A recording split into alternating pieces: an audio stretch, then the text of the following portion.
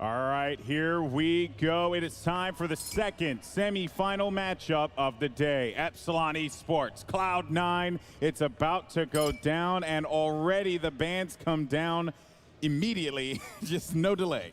I just want to see what solo matchup we're going to see here. We, probably see an Osiris here, something that Baskin has been notable for. That was kind of like all solo liners. It used to be Osiris Bologna, and then when Jing came, Osiris just got replaced. So now that Jing's getting banned out, I expect to see a lot of Osiris in this tournament. I'm not really surprised here that Bologna and Xingchen right off the bat are being banned here. I know Dimi really leans a lot towards Tier and the Sobek when these two are banned, so more than likely going to see that as the Capri and Sol do get banned. This ban phase went by pretty quick, and now we're moving to the first pick. It's going to be Zeus for Epsilon. And, Yaman had such a great tournament so far, especially on his Giannis. He's kind of like the unsung hero on Epsilon. We always talk about adapting. They're like, oh, Jimmy doesn't get enough love, but Yaman doesn't get enough love either. He played so well yesterday, but it appears he's going to be put on Zeus, so a pretty high damage mage in the mid. And what about for you, QE? You pick up a Neef there. It's been officially locked in. I like the Neef expect pick. to see that go? I like the Neef pick. It's probably going to go ADC. I've never seen Staff playing Neef. But I like the Neef pick, especially against Zeus, because especially if Thor paired, because it makes possible to gank Zeus pretty well. And I expect to see Anister put a lot of pressure on this Zeus.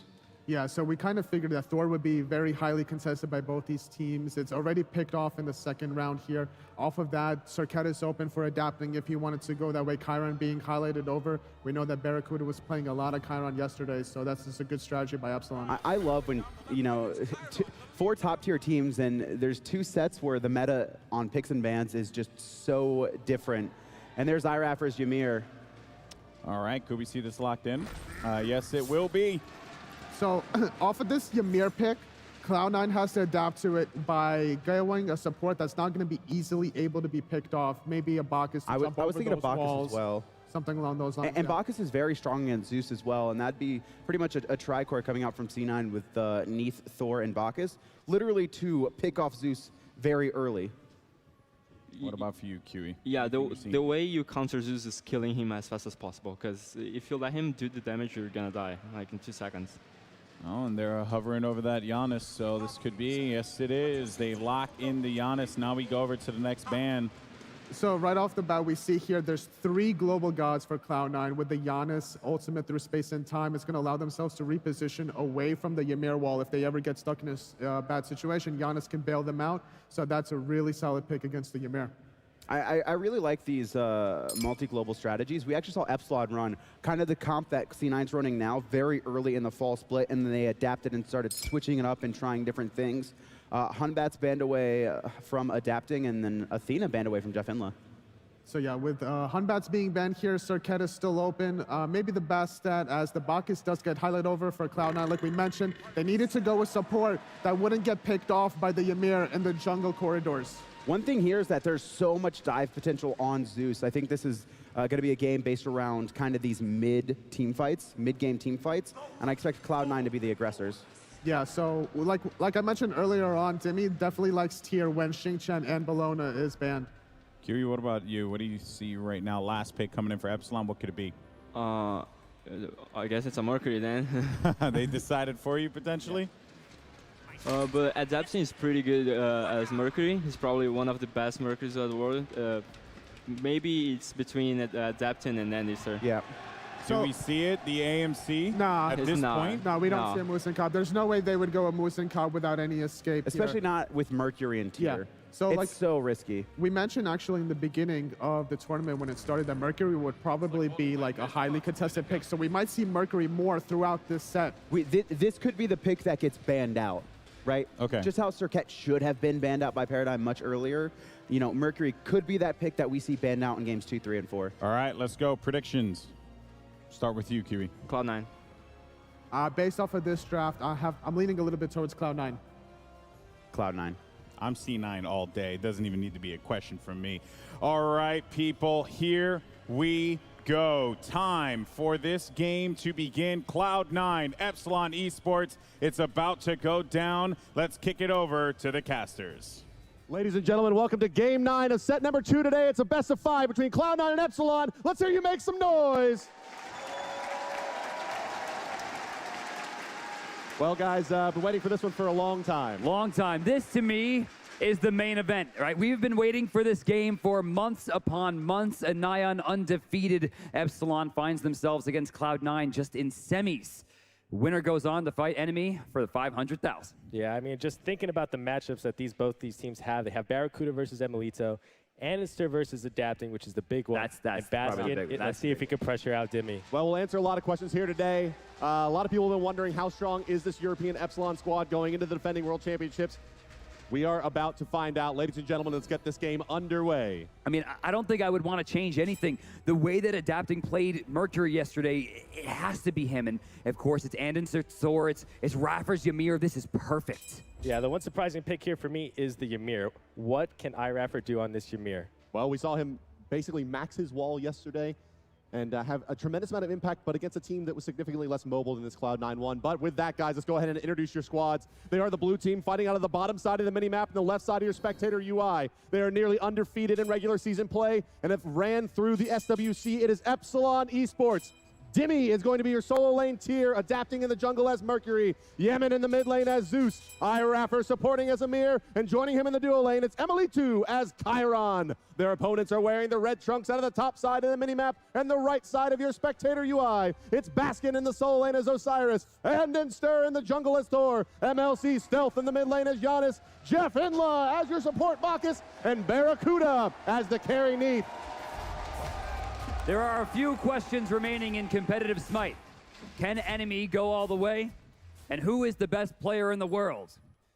One of those answers we might get right now, because Andy and Adapting have been fighting for that spot for quite some time. It's been back and forth for now years. Adapting finally making his play into true competitive Smite, finding himself in the Pro League and putting himself right at the top. And it's so incredible how both these players have the same exact playstyle. Not only do they play the same gods, but they have the same aggressive, I'm going to lead my team into the fights.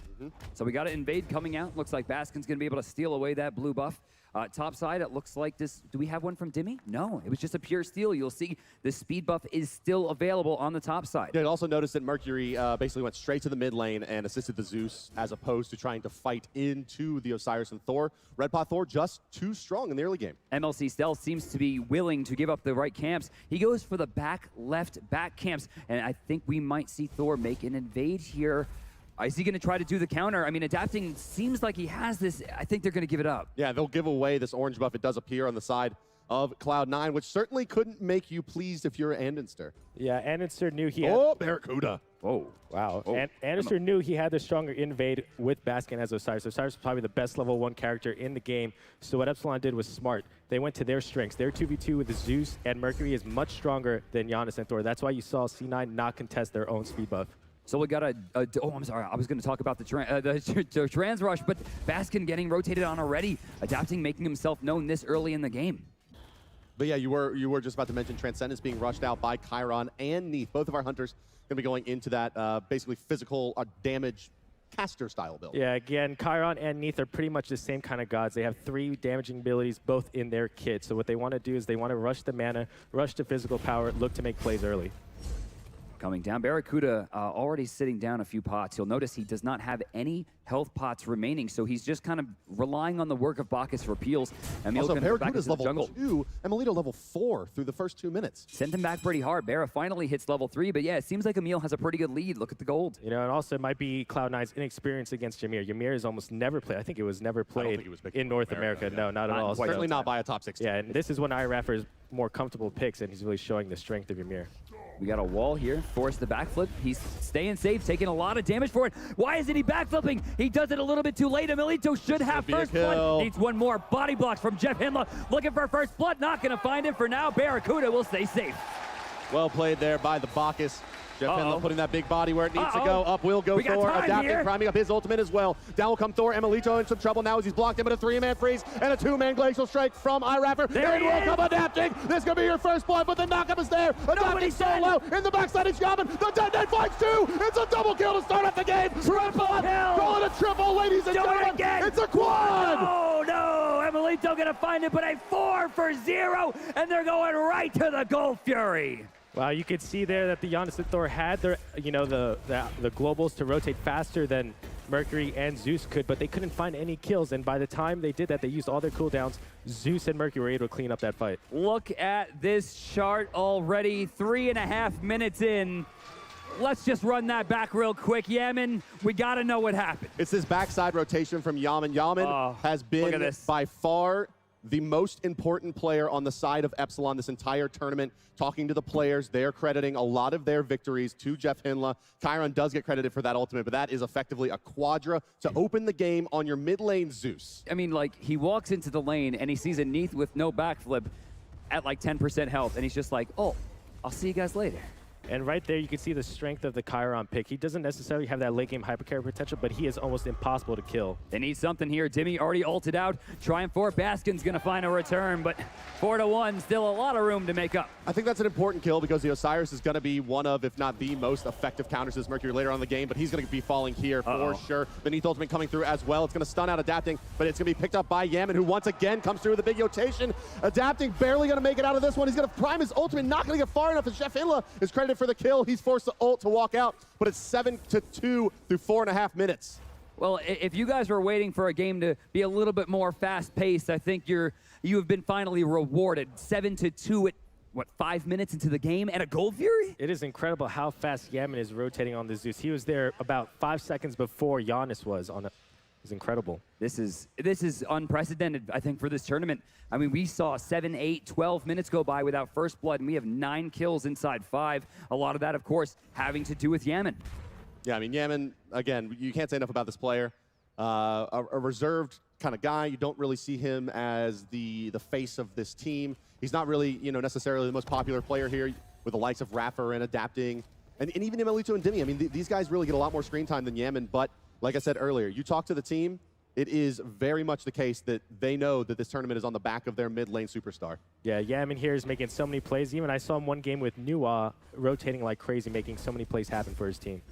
Still 7-2. I think taking a softer route here will be Cloud9. They fell down pretty hard in the beginning, almost 3K in a deficit in under 6 minutes. This is going to shake them up, and with Adapting, having a decent amount of gold going in 500 over Andy, we know that Andy tends to, I think, dial it back a little bit when he falls behind in the beginning. Oh, two-man freeze just outside of the mid lane tower here. The ultimate's going to be placed by both Amir and Zeus, and down will fall Andy.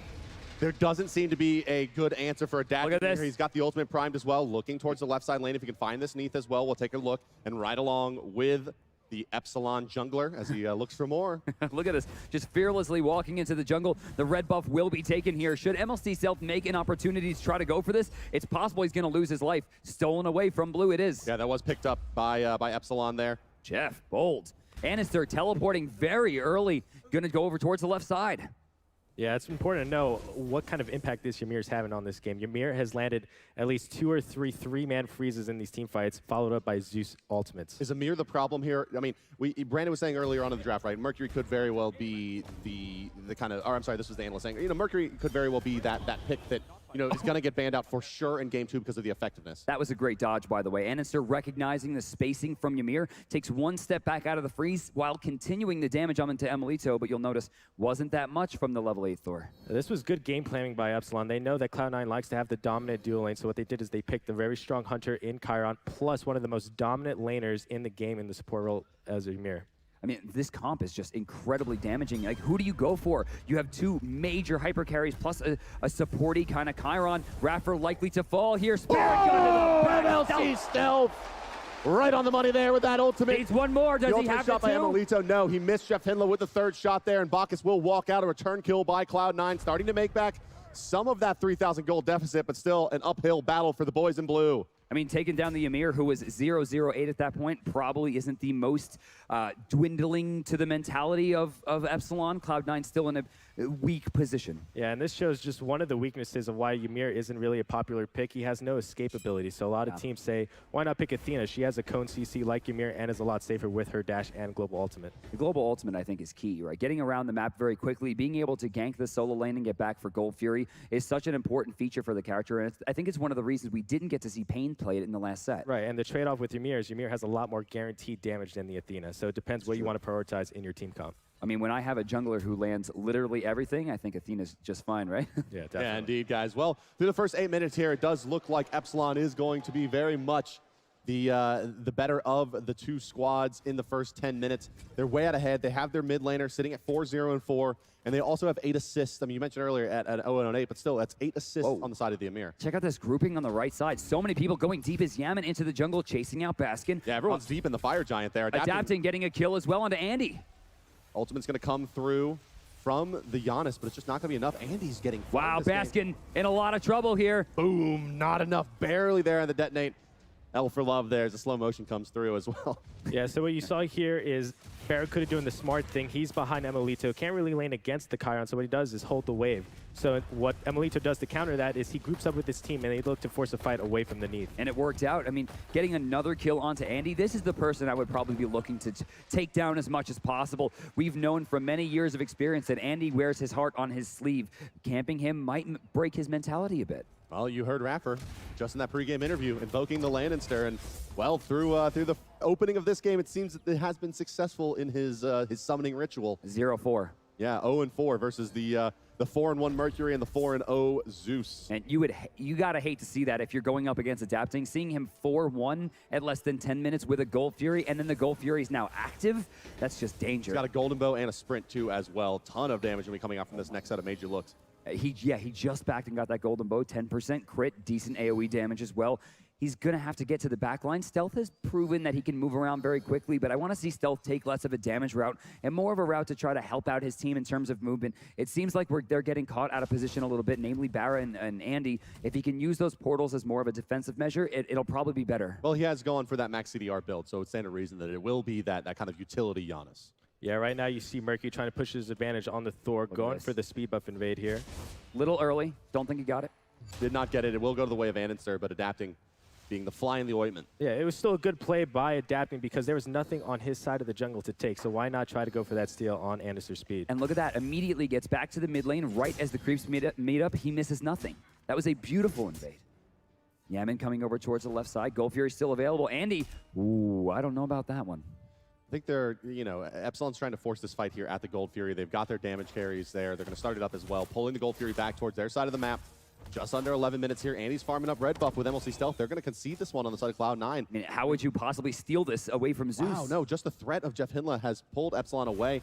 They're going to find the Fearless Chain. They're going to stack up the dots of Jeff Hinla, and immediately down he will go. Dimmy on the rotation does find that kill. MLC Stealth going to put the portals down, but I don't think Cloud9 can continue to aggress into this Gold Fury. Andy still has ultimate. I haven't seen him take to the sky yet. He's still moving around the map. In fact, they will concede completely. He goes into the jungle on the right side to farm.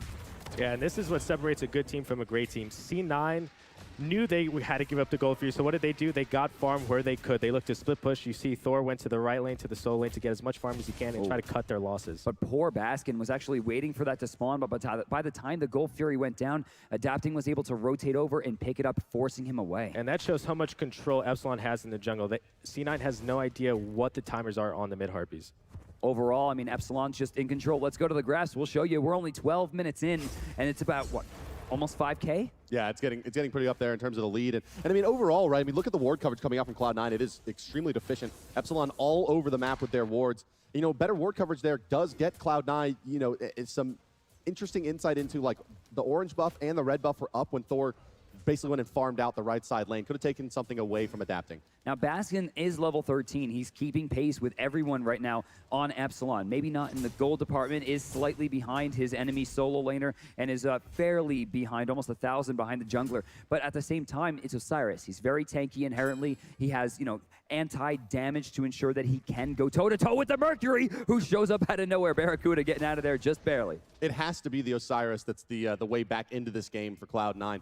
Baskin's rotations are going to be the difference. Oh my God, Raffer, you are my favorite person. Like, that wall is just like, no problem. And that could be one of the reasons why they picked Ymir. They know MLC Stealth loves the Giannis pick, and the wall actually stops you from going through the portal. That is not something that we've seen a lot of. Yeah. I mean, this is something that Raffer is really shaping up to be something special. And they're in a good position here. Looks like Cloud9 wants to make a play on the mid lane here. Raffer's going to be in position as well to dissuade them, but still 4 members grouping up right around this mid lane looking to make their way in. You got to love the item build choice from Yaman. Even though he got the lead, he didn't go for more damage. What he went for was more survivability because he knows that C9's comp is built to dive him in the backline. I think that's even better too, considering like using that gold so early to get the Warlock stash stacked. I mean, you usually look at 14 to 16 minute timing for Warlocks. I mean, he's already got 10 stacks at 13. That's great. Yeah, it'll be around 25 or 30 stacks, in fact, by the time the normal timing for this item does come out. It's going to be very, very effective. Adapting. He's going to take a bunch of burst damage here, but I'm not sure they have enough to close him. Of course they do as Anderson comes in, but Raffer's going to freeze Andy in place, and Yaman's ultimate wrapping up. And there it is. Raffer will secure that kill with the wall. His ultimate channel as well. Yaman getting credit. Jungle for jungle is definitely in favor of Cloud9 right now. A shorter respawn timer, and then, of course, no killing spree as well, shutting it down. MLC Stealth not in a great position. Very smart of him to get out of there. And barely, too. Look at that wall. And that was a cripple right after, too. Wow, all right, M. Jeez. Yeah, he wants to stop that there. In fact, they put out enough pressure to pull Barracuda away from the left side lane where he was going to consider split pushing. Instead, he's forced to defend the mid lane as the rest of his team falls back to the base, and Epsilon gets free reign of the Cloud9 jungle. This is the Epsilon I think everyone expected to show up at Super Regionals, the one that we've been missing. For them to go this far ahead of Cloud9 this early into the game is, by all means, unprecedented. I love the way that Epsilon here is pushing their advantage by grouping up. They don't want to extend the laning phase and let C9 just farm it out and try to get to late game. What they're doing is they're trying to group up, get the towers, snowball their lead. Right, fair enough. I mean, that's basically, it seems to be that game plan, right? And this is a fairly early game-based composition. In the last game, we saw Epsilon run effectively this Mercury and Amir. They found an early kill yet again. I mean, this time they found 4, but which also led to another Gold Fury, and then this Deathball style of play. And we even saw a little bit in the last set. We heard the commentators kind of highlighting that as well. But Epsilon playing the safe game and playing the war of attrition as they continue to take down Tier 1 towers, only 1 remaining. So, boys, check out the Stone of Gaia getting started out by Baskin. That does not affect Dimmy. That does not affect Adapting. He is going for anti-Yaman damage at this point. Yeah, it's the burst out of the Amir and the Zeus that he has to contend with because Osiris needs to stay alive to try to reduce the damage on this Mercury later on in the game. The problem is, can he get to that backline safely against Adapting? I mean, yes, he does have that Runeforge hammer, but I was expecting maybe a Spirit Robe or something that was going to give him more of a hybrid role. Witchblade would be very nice as well. Witchblade, you need a Runic Shield, something like that to get some anti-attack speed out on the board. I would say wouldn't Runic hurt versus Zeus, wouldn't hurt versus Mercury. Yeah, the Runic Shield's a very underrated item, almost a hidden item for most players, but it reduces attack speed and reduces magical power, which is actually extremely strong against Zeus and Mercury. Yeah, I mean, you'll see Mid-Guardian males, you'll see Witchblades or Runic Shields almost guaranteed in the 4th and 5th item slots here on the side of Cloud9. I mean, when we saw the last set, Kabrakan can't build Runic Shield. Salt Machine picks Kabrakan into Soul and Freya, and it winds up being a Just who picks the item up on Serket. Normally wouldn't be found, but it's that important in certain comps. I definitely think that's the way to go, but with the Stone of Gaia, he's looking for a generation. He's thinking that these fights are going to be lasting 40, 50 seconds. Exactly, and you don't see too much action on the map right now. Right now, all the busts are down. Both teams are just trying to get as much farm as possible because the Gold Fury is spawning any second now. Still 11-4. Gold Fury, like you said, is coming down. I assume this will be our next fight, but Yaman taking it back. 5,000 gold separate the two teams, as well as 5,000 experience. Yeah, what's impressive about Epsilon here is that they weren't just kind of like happy with that 3,000 gold lead. They've extended it now another couple thousand as the next Gold Fury is coming up. And well, Epsilon has the luxury of basically forcing the fight here. Cloud9 does not really want to fight into him. They'd be much happier dodging this team and continue to farm around the map. Cloud9's looking to extend the laning phase, where on the other side, Epsilon's looking to find these kills. MLC Stealth will find himself in a bit of trouble, and in fact will use his portal to deal damage to Raffer. Yeah, I'm surprised that Raffer didn't go back in and then start laying waste. Over in the left side, they got a rush onto Emelito. He's going to be forced to beat. Spirit Gun just barely dodged. But look how Cloud9's playing scared there. I mean, they did not really commit to that kill at all. Yeah, the problem here, though, Andy. For C9 is used. Oh, no. He's going to be forced. Can he get away? Can he get away? Does he have the detonate? He does not. I believe he detonated as the Thor went up. Thor will land now. Raffer just barely missed his 2 there, would have guaranteed the kill. But what was important to see there is that C9 committed so much on the Chiron and didn't get the kill. This allowed Epsilon to come in and bully them. And Pold missed it. Speaking of bullying, Demian going to keep basking out over on the right side. MLC Stealth trying to make his way in, as is Anitzer. Gold Fury sitting at about 50% HP, just over 5,000 HP now as it does reset. There comes the Fearless and Cleave combination into the freeze by iRaffer. iRaffer finds himself in a good bit of trouble. Psycho Crusher over the top from Osiris is going to be enough to find a kill. In return, however, one has fallen. Jeff Hinla is down as well. Barracuda finds a kill onto Yama, but in will come Adapting, and Adapting will erase one as Anitzer goes down, but Demi finds a return kill yet again onto Baskin. The ultimate coming through Matt. Oh, wow! Adapting with the sidestep. He's got to have eyes behind his head. Oh my! I don't know how he juked that. He's a Tribes player.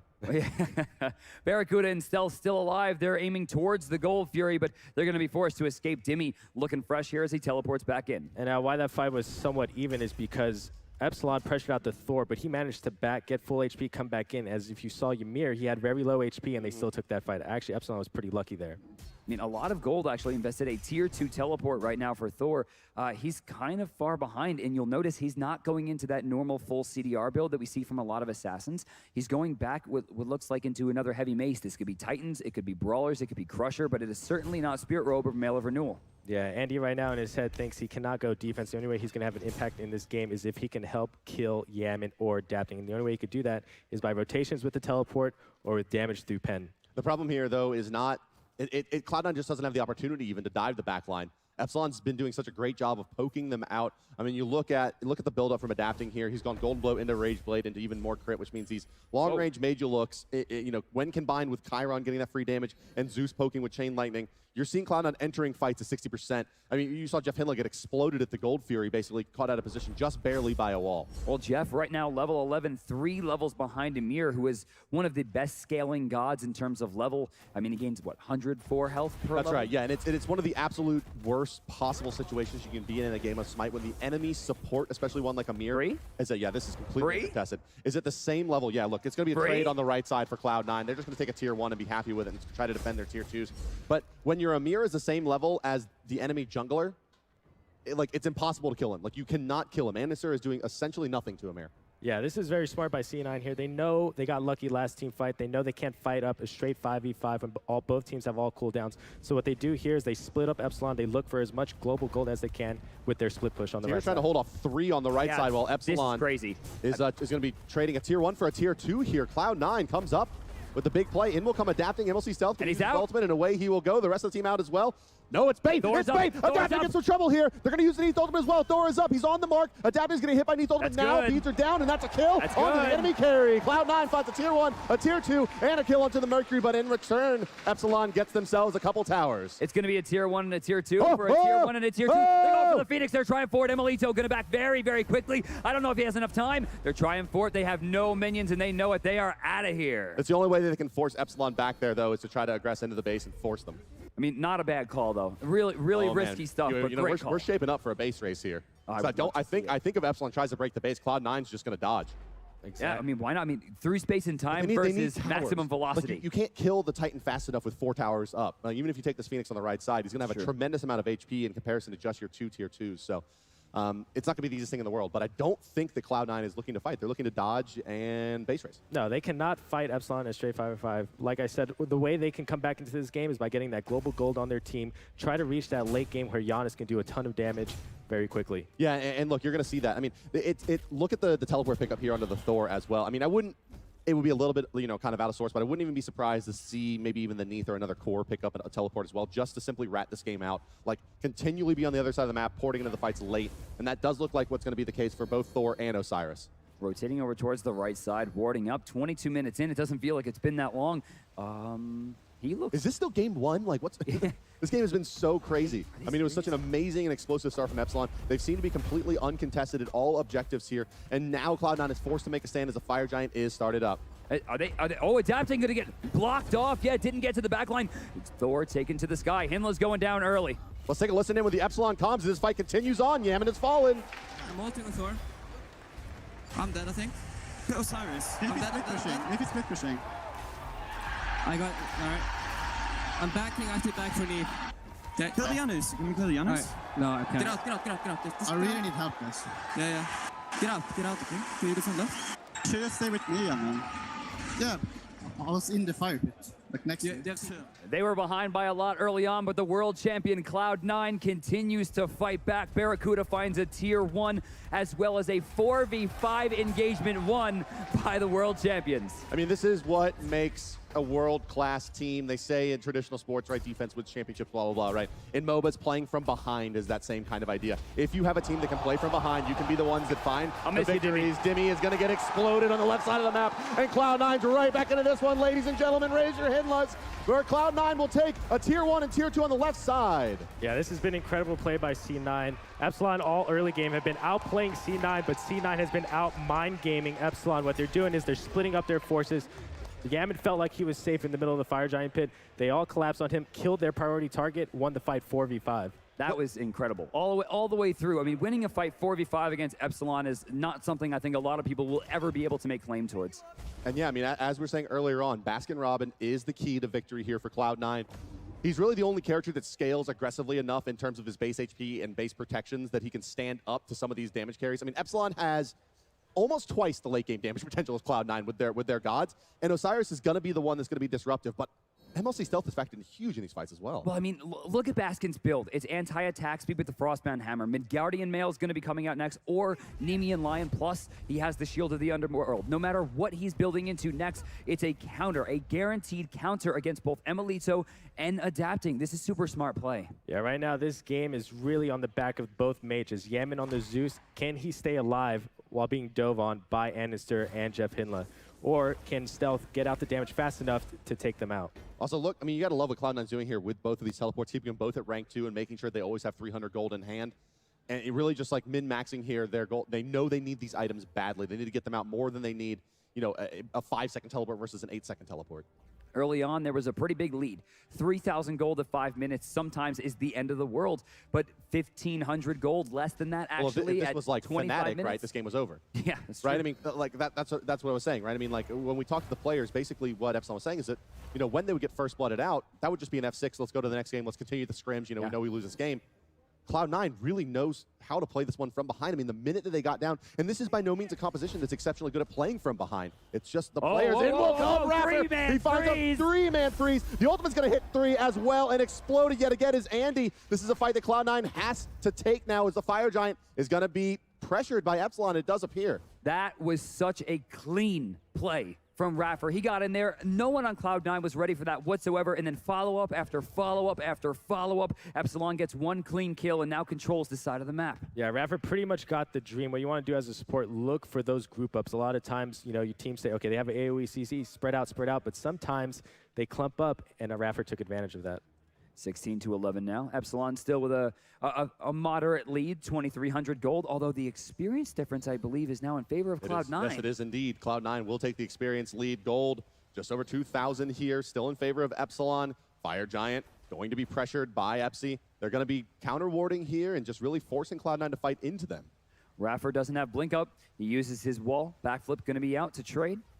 Remember, that backflip cannot get over the wall. By the way, you'll notice that Baskin also has his passive active, meaning he's going to be able to chase down even harder, especially with that Frostbound Hammer. Yeah, I actually would really like to see Epsilon try to get level 20s on 3 of their level 19 characters. Baskin accidentally pulling the Fire Giant, taking a small amount of damage in return. Dimmy taking a little bit more, though. Poke going both ways here. Epsilon does seem to have the better poke composition, of course. That is without unstable vortexes hitting everybody every once in a while. But Stealth just clearing out minion waves on the right side. This is the dance of the Fire Giant. Dimmy took some damage there.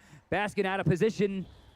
Stealth trying to keep him safe. Barracuda from the side as well. Not going to get much off the Spirit Arrow. Adapting, going deep, but Yavin's already gone.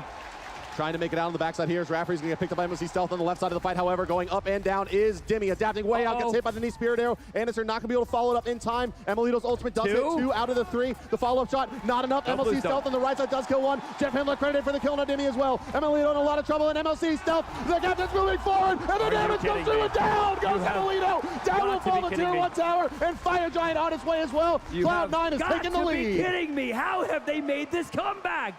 They're in the lead. They're about to take it. Fire Giant is all alone, and it's just adapting on the wrong side of the map. Cloud9 poised to take game 1. That team fight was a classic bait by C9. You never want to go on the tanky target if you're Epsilon. What they did there, Baskin said, hey, come freeze me, I'm alone. As soon as they committed onto Baskin, he popped his shield of the underworld, and then everyone jumped on the Zeus. Yaman got exploded. Yeah, as well, I mean, in addition to that, right, Adapting moves up that left side to try to cut off Barracuda, who is kind of chipping away at the edges. He actually uses his dash and then is really out of position, can't rejoin the fight, and he really is a lot of the damage in these engagements. I just don't understand it. I mean, they have a pretty significant lead. It's only going to get bigger. Gold Fury's available. They go right towards it after the tier 2. All Phoenixes now exposed for the side of Epsilon. Cloud9, decent lead. Fire Giant buff. People have caught back up in experience. Adapting has a 1-level lead. Everyone else is either tied, except for Jeff Himla, or have gained the lead. Look at Barracuda, a level now over Emilito. Really an unbelievable performance here. I mean, we're sitting here 6 minutes ago saying Cloud9 is dodging and maybe looking for a base race to get back into this game. And instead they decided, well, let's just fight them. And they won. I mean, like, they just took these team fights and miraculously well. And I think Zadman pointed out best, they decided to play the mind game instead of playing the Smite game. Exactly. They played to the strength of their comp. What they have over Epsilon is they have high mobility gods, 2 globals, so they split up Epsilon as much as they could, took as many free towers as they could, and when they found their opportunity to kill Yaman in these team fights, they took it. So we got a Nemean Lion plus Shield of the Underworld. This is an instantaneous death trap if Mercury at any points decide he's going to try to rush down Baskin. Same thing really for Emilito, which means Baskin can safely try to rush down Yaman, and that's what we're seeing in the fights. Osiris is going to keep pressure onto this mage. Barracuda is going to provide some support shot and support fire from the side. Jeff Himla's going to lead the fight as well. Stealth's going to provide portals, and Andy's going to look for the gank. Yeah, and actually the best target for Epsilon to go on in these team fights to really turn the tide is Anister. He went for a full penetration build, has only a tier 1 defensive item. Mercury can almost one-shot him at this point of the game. They've killed him 7 times, though, and I mean, is that it? I mean, like, yeah, I guess you're right. In the last few engagements, there hasn't been those kills on the Thor guys with Fire Giant buff. And looking at the left side, Phoenix is Cloud9 trying to break the base of Epsilon. Let's take a listen in with the boys in blue. Okay. Alright, everyone back up. I'm gonna go to purple. I'm gonna go to purple. I'm gonna go to purple. Everyone back up. Go to get the purple real quick. I think we can kite their engage pretty easily. Alright, we have to make sure for Zeus ult. Yeah, care for Zeus ult. Care for Zeus ult. I have Heavens. I'm still here. Were you, Barra? Alright, I got missing a couple people. Chiron's right. Chiron's right. Guys, go right, guys. Okay. Chiron's right. Everyone go right. Missing Merc. Everyone be right and start poking. They're between. Okay. I poked Merc a little bit. Nice. Alright, listen. He's basing. Merc's in base. Zeus is like, Can rotate mid, can rotate mid. Yeah, I have a wave. I'm rotating mid, I'm rotating mid. I'm rotating mid, We're on our way, okay. I'm rotating mid. There's 2 on right. I'm pretty stuck. Kinda cocky. Push right. Yep. We should be grouped, dude. Yeah, push right. Merc's in mid. Be careful. Push right group. I'm just poking Merc. I'm fine here. I'm fine. Nice. That's you, Mayor. You may blink down. Kite it. Alright, that's my shot. Are you guys okay? Yeah, we're fine. My shell's down. Fuck. Yo, come in on the Phoenix. 100%. 100%. Come in. There's 3 mid. Let's wait for wave. There's no rush. Yeah. Our fire runs off in 40. So we have to go this way. Just care for my blink. Are you good? My shell. Yeah, I'm smoking. Nice. You know, blink down. That's our engage. We can push this. Push on this wave. Push on this wave 100%. Timmy's really poked. I'm gonna come in on Phoenix. This On one's Phoenix. Tears poke. Phoenix. I'm pushing him off. I got stunned. I'm ulting up. Heavens. Phoenix almost dead. I'm on Nice. Zeus. I'm on Zeus. I ulted Zeus. Big ult. I got Phoenix.